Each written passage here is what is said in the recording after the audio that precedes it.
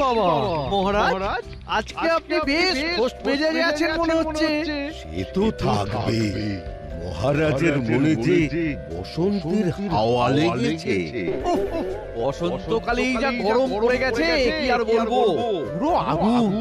একটু দেরি হয়ে গেল মহারাজ, কিছু মনে করবেন না কেমন? আরে ঠিক আছে ঠিক আছে। বসন্তেই গরম এলো, বাইরে যেন আগুন। আজ মহারাজ খুশ মেজাজে, মনে লেগেছে ফাগুন। মন্ত্রী মশাই চোর চোর। দেখেছেন মহারাজ, দেখেছেন গোপালের কোনো কাজ নেই, শুধু আমার পিছনে লাগে। আনন্দ আপনার প্রতি ভালোবাসা। তেলে বেগুনে জ্বলে উঠলেন মন্ত্রী, গেলেন রেগে। গোপাল নাকি আনন্দ পায় মন্ত্রীর পিছনে লেগে।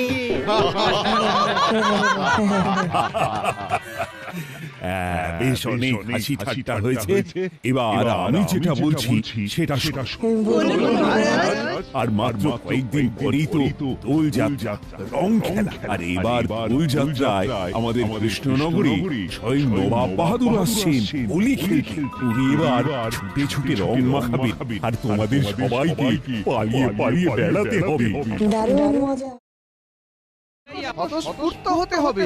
গোপালের যা চেহারা, তাতে সে কি এই ধরাধরি খেলা খেলতে পারবে? কেন পারবো না? নিশ্চয়ই পারবো। হ্যাঁ ঠিকই তো, চেষ্টা করলে নিশ্চয়ই পারবে।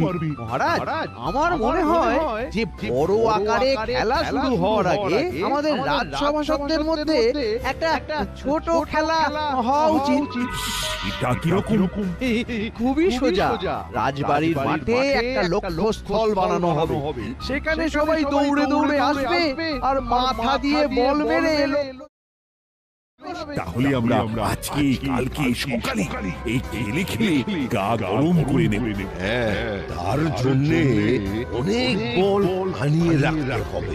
এসব দায়িত্ব গোপালকে দিন। ও এক্ষুনি শহরে বেরিয়ে পড়ুক, শহর থেকে বল নিয়ে আসুক, এতে ওর ভুঁড়িটা একটু হলেও তো কমবে। ঠিক বলেছ। আচ্ছা গোপাল, তুমি তাহলে আর দেরি না করে এক্ষুনি বেরিয়ে পড়ো, আর যা খরচ হবে নিয়ে নিও। আচ্ছা মহারাজ।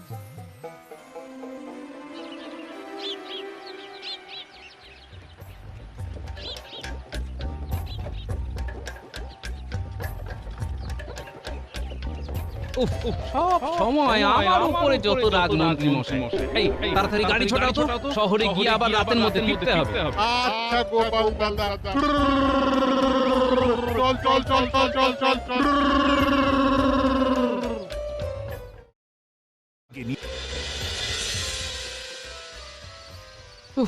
বাপ রে বাপ, সারাটা দিন চলে গেল। ওই দেখ, গোপাল এখন রাজবাড়িতে ঢুকছে। তার মানে একটু পরেই কাজ ছেড়ে বেরোবে। ওদের যেরকম যেরকম বলেছি সেরকম সেরকম কাজ করতে হবে। কিন্তু কোনো চিন্তা করবেন না মন্ত্রী মশাই, এই বসন্তে গোপালের জীবনের গল্পে হেমন্ত বসিয়ে দেব। বাজে কথা না বলে কাজে লেগে পড়। যা যা যা যা যা। মহারাজ, আসতে পারি? আরে গোপাল, এসো এসো। মহারাজ, আমি শহর থেকে বল নিয়ে এসেছি।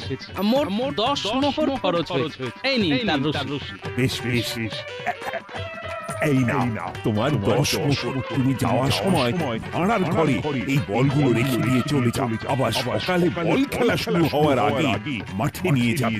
আচ্ছা মহারাজ, এত ভালো। আরে বাপ, আপনার ভাড়ারে রেখে ভালোই হলো। ধন্যবাদ।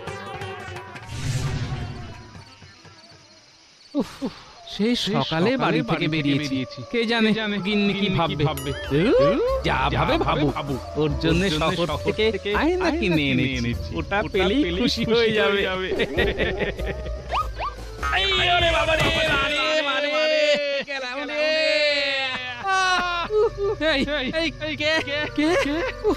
কাল খেলাধুলো আর আজকে এই বিপদ। সকালে রাজসভার মন্ত্রী মশাইকে চোর বলেছিলে, মনে আছে? সেটারই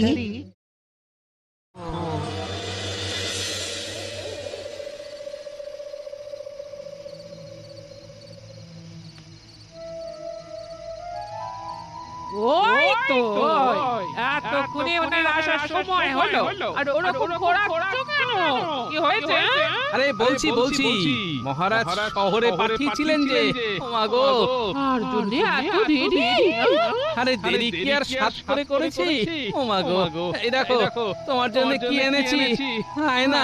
এ কি? এত আরে বলো না, একটু আগে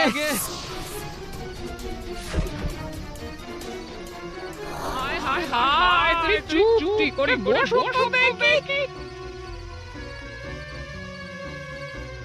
মানুষ না, ওটা ঘটাকে মন্ত্রী মশাই একেবারে একটা টাকা তৈরি করেছে। কথা না বলে একটু মলম দাও তো, আমাকে এক্ষুনি বেরোতে হবে। দিচ্ছি, কিন্তু এই অবস্থায় তুমি আবার কোথায় যাবে? আরে বাবা, অত প্রশ্ন করো না তো। বিজ্ঞানী, দরজা খোলো।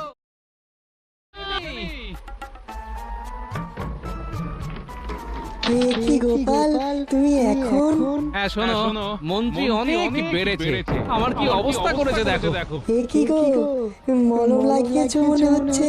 হ্যাঁ, এবার শোনো, কাল মন্ত্রী মশাইকে জব্দ করো। হ্যাঁ, তোমাকে শুধু একটা সাহায্য করতে হবে। কি সাহায্য করতে হবে বলো? কি পারবে তো? হ্যাঁ হ্যাঁ, কেন পারবো না? এত কাছের বন্ধু, তোমার জন্য এইটুকু সাহায্য না করতে পারি তাহলে তুমি আর কিসের বন্ধু, আর কিসেরই বা বিজ্ঞান সাধনা।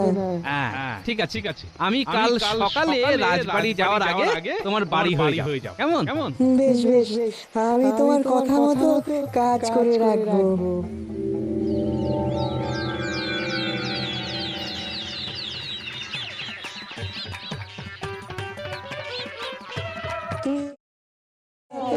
আমি একটু পরে রাজবাড়ির মাঠে আসছি। হ্যাঁ, এসো।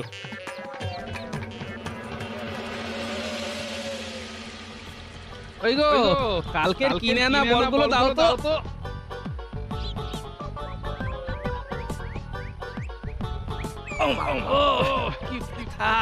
এবার কুটির শিল্পটা করে ফেলতে হবে।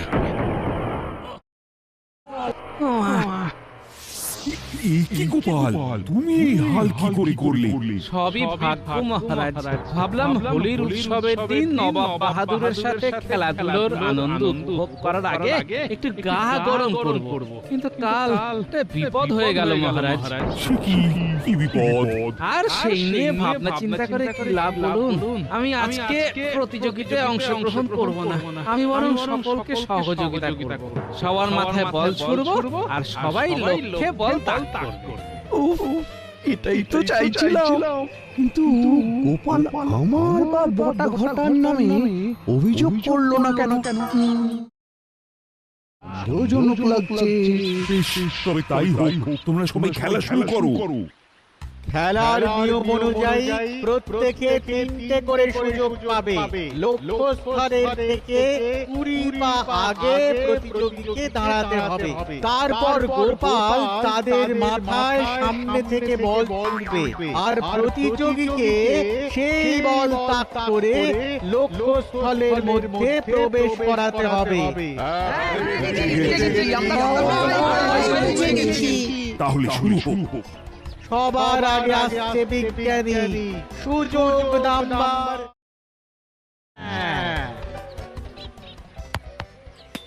পেরেছি, আমি পেরেছি। এবার তোমার তৃতীয় সুযোগ। শাবাশ, 2-2। এবার তৃতীয় সুযোগ। যা, এটা হলো না। শাবাশ বিজ্ঞানী, ভালো প্রয়াস। এবার মাঠে দৌড়তে থাকো, তাহলেই গা গরম হবে। এরপর আসবে মন্ত্রী। এই গোপাল, তোমার আমার উপরে থেকে উল্টো পাল্টা ভাবে বল ছুড়ো না জানো? আরে না, আপনি আমাদের স্বনামধন্য মন্ত্রী মশাই বলে কথা, আপনার সাথে ওরকম করতে পারি নাকি? তাহলে শুরু হোক মন্ত্রী মশাইয়ের সুযোগ নাম্বার 1।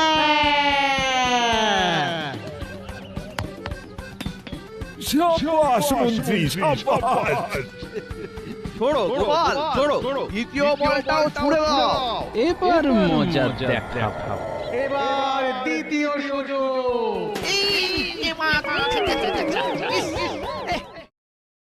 বড় স্পর্ধা যে তুমি সবার সামনে আমার মুখ কালি করলে।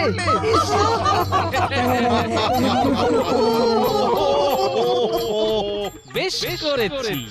আপনি যেমন বটা ঘটাকে দিয়ে আমাকে মাটিতে ফেলে দিলেন, আমি তেমনি আপনার মুখে কালি ঢেলে দিলাম। হোলির আগে হোলির মজা দিলাম।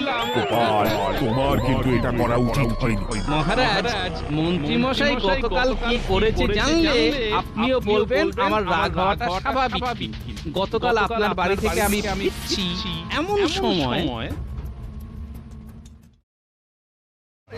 এটা কিন্তু একদম ঠিক করনি মন্ত্রী। সেদিন রাজসভায় সবাই সাধু সাধু বলার পরে আমাকে চোর বললো।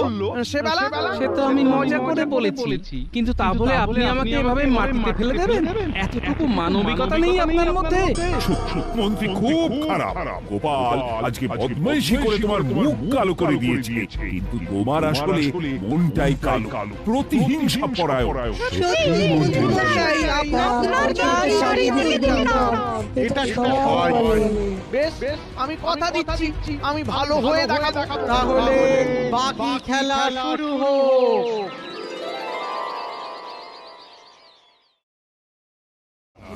ক্রিয়া বদলে দিল, এইভাবে প্রতিশোধ নেবে?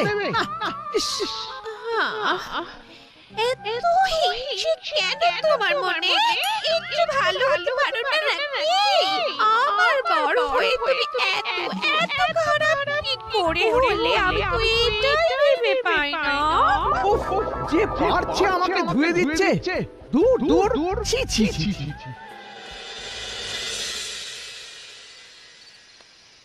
বুঝলে গিন্নি, চুন হলুদে বেশ ভালো কাজ হয়েছে। গোপাল দাদা, খুব বিপদের মধ্যে পড়ে গেছি। আরে আমি নিজেই বিপদ কাটিয়ে একটু। আর তোমার আবার কি বিপদ হলো? আর বলো না, কদিন একজন জমিদারের জমিতে ভাগ চাষি হিসেবে কাজ করছিলাম। হঠাৎ করে বলে কালকে থেকে আর কাজে আসতে হবে না। কেন? জমিদারের এই মুহূর্তে হাতে টাকা পয়সার অভাব, তাই আর কি মানে সব দিন মজুর ভাগ চাষিদের সরিয়ে দিচ্ছেন। এখন আমি কি করি বলো তো? বলছি, আমি তাহলে এই চুন হলুদটা সরিয়ে রান্নাঘরে রাখছি, কালকে আবার নিও। বেশ বেশ বেশ। এই তো পেয়েছি। আচ্ছা, তুমি এক কাজ করো, সবাই রং আবির কিনবে, তুমি ওই ফুলের পাপড়ি, হলুদ, গাছের পাতা এসব দিয়ে ভেষজ রং তৈরি করো। এটা তো বেশ ভালো বুদ্ধি দিয়েছো গোপাল দাদা, ধন্যবাদ, তুমি আমাকে বাঁচালে। শোনো, তুমি একবার বাচ্চাগুলোকে বলো কাল বিকেলে যেন আমার সাথে দেখা। হ্যাঁ, আচ্ছা।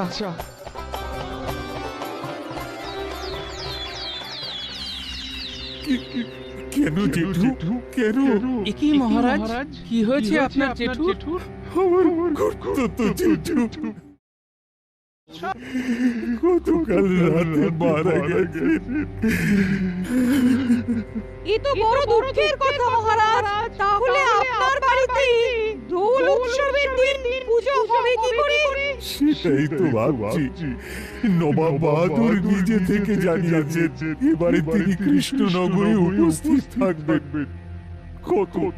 কত ভেবে রেখেছিলাম গ্রামবাসীদের নিমন্ত্রণ করব, সবাই দোল খেলার পরে রাজবাড়িতে খাওয়া দাওয়া করবে। বলছিলাম কি যে আমি তো অনেক পাপ করেছি, তাই ওই শুভ দিনে যদি পুজো পাঠ খাওয়া দাওয়া সব আমার বাড়িতে আয়োজন করি, তাহলে আমার কিছুটা পাপ ধুয়ে যাবে। দাঁড়ান মন্ত্রী মশাই, আমি বাইরে গিয়ে দেখে আসি। কি দেখবে গোপাল? এই আজকে সূর্য পশ্চিমে উঠেছে কিনা। একদম বাজে কথা বলবে না। ঝগড়া বন্ধ করো, আমার মন মেজাজ ভালো নেই। মন্ত্রী, তুমি খুব ভালো প্রস্তাব রেখেছো। তুমি এক্ষুনি সকলকে নিমন্ত্রণ করা শুরু করে দাও। হ্যাঁ মহারাজ। প্রথমে মহারাজকে দিয়ে শুরু করব, বুঝলি? হ্যাঁ, তাই চলুন। সত্যি আমি খুব খুশি হয়েছি। হয়তো আমি তোমাদের সাথে দোল খেলার আনন্দ উপভোগ করতে পারবো না, যেহেতু আমার অসুখ চলবে, কিন্তু আমি একবার দেখা করে আসবো। বেশ বেশ মহারাজ, আমি নবাব বাহাদুরকে নিমন্ত্রণ করে আসবো। বুঝলি ঘটা ঘটা সব গ্রামবাসীদের নিমন্ত্রণ করব, বলবো, কিন্তু গোপালকে বলবো না। বেটা উচিত শিক্ষা পাবে। হ্যাঁ, দারুণ মজা হবে। আচ্ছা ঘটা, তুই এই পত্র নিয়ে নবাবের কাছে চলে যা, বুঝলি? আর বটা, তুই কিছু পত্র নিয়ে গোপাল ছাড়া বাকি সভাসদদের বাড়ি যা, আর আমি গ্রামবাসীদের বাড়ি যাচ্ছি। হ্যাঁ আচ্ছা মন্ত্রী মশাই।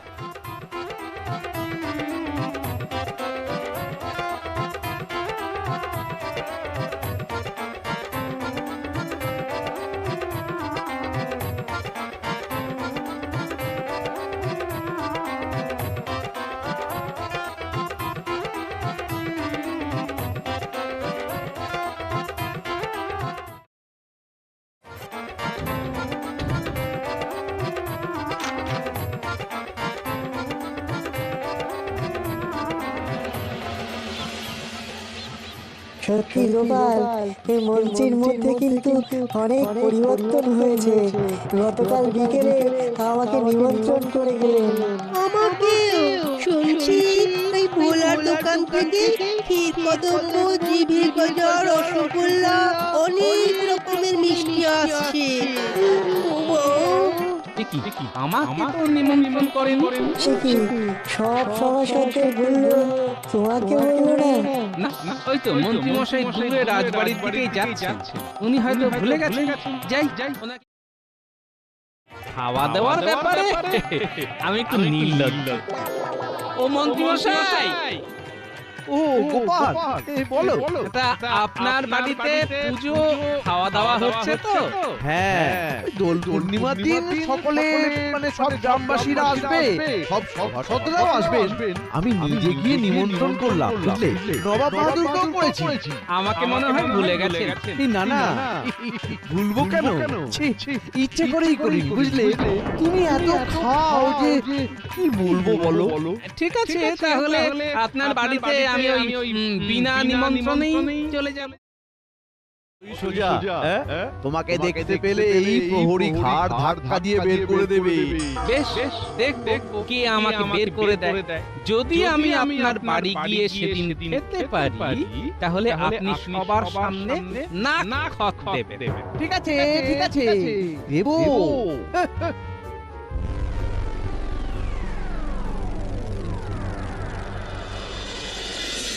শোন, তোদের যে জন্য ডাকা, কাল তো নেড়া পড়া, পরশু দোল, তোরা এক্ষুনি সব গ্রামবাসীদের বাড়ি যা, আর তাদের গিয়ে বল পরশু দিন দারুণ মজা হবে দাদু, দারুণ মজা হবে।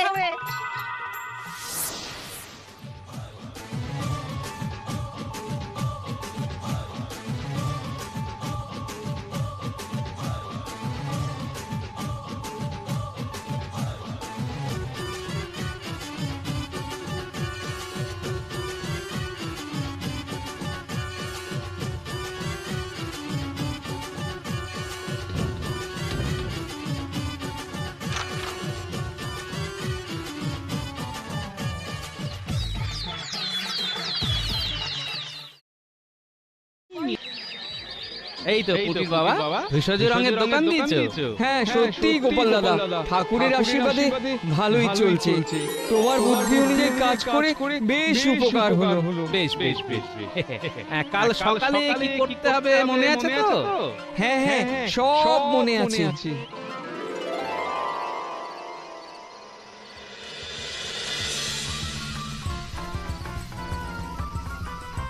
আজ আমার মনে পূর্ণিমাতে চাঁদ। তাহলে নেড়া পড়া হয়ে গেল। কালকে আমার বাড়ির পুজোতে আবার আনন্দ হবে, হইচই হবে। তারপরে একটু ওই পুরি ভোজ আর কি, হ্যাঁ? হ্যাঁ, নিশ্চয়ই যাব। আমিও যাব। যারা যারা নিমন্ত্রণের পত্র পেয়েছেন তারাই আসবে।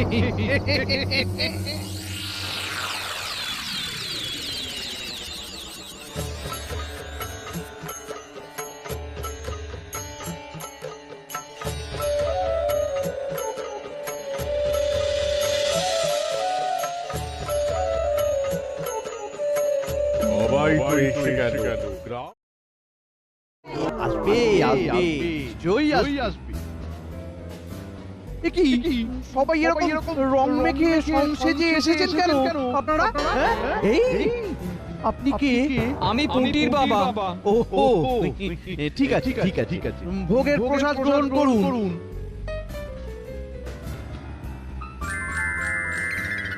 এই মাটি করেছে, কাউকে তো চেনা যাচ্ছে না। এর মধ্যে যদি গোপাল ঢুকে যায় তাহলে তো গোপালকে চাপে ফেলাই হবে না। ইস, ইস।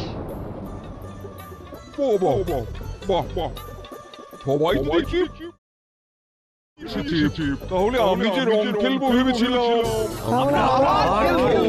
আচ্ছা, কৃষ্ণচন্দ্র তো ব্যক্তিগত কারণে আসেনি, সব সভাসদ এসেছে, শুধু গোপালকে তো দেখছি না। আমি আছি যাবো না। এই এখন এই ক্ষীর কদম খাচ্ছি। তুমি লুকিয়ে আছো? হ্যাঁ, এবার সবার সামনে নাক খত দেওয়া শুরু করুন। আপনি তো বাজিতে হেরে গেলেন। হ্যাঁ নয়, হ্যাঁ না না এই না, আমি নাক দেব না। না ঠিক আছে, শুরু করো। এই এই এই এই এই আরে কি হচ্ছে? আরে কি হচ্ছে নাকি? এই ইস! কিছু না, সব ভেষজ রং। তাহলে এই আনন্দ আমিও উপভোগ করতে চাই, আমিও রং মাখবো।